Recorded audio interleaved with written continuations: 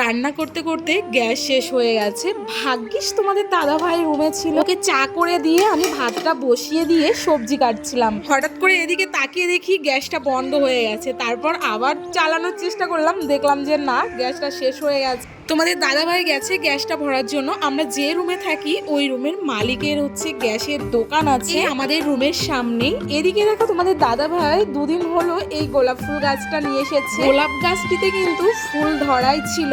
তোমাদের দাদা ভাই সকালবেলায় কিন্তু জল দিয়েছে। শুধু সকালবেলা না, ও দুপুর বেলাতেও গাছে জল দিয়ে দিচ্ছে, মানে যখন সময় পায় তখনই ও জল দিয়ে দেয়। এদিকে দেখো গ্যাসটা নিয়ে চলে এসেছে, আর প্রচুর পরিমাণে গরম পড়ছে। গরমে অবস্থা খারাপ হয়ে যাচ্ছে। সকাল ওই 8:30 বাজে। এক্ষুনি যে গরমের তোড়জোড় শুরু হয়ে গেছে, না জানি সারাদিনটা কিভাবে কাটবে। এখন তোমাদের দাদাভাই এদিকে গ্যাসটা সেটিং করে দিয়েছে, আর ওই উনুনটা কিন্তু ধরিয়ে দিল। এখন তোমাদের দাদাভাই চলে যাবে। সারাদিন রুমে আমি একা একা। আমার মতো কার কার রান্না করতে করতে গ্যাস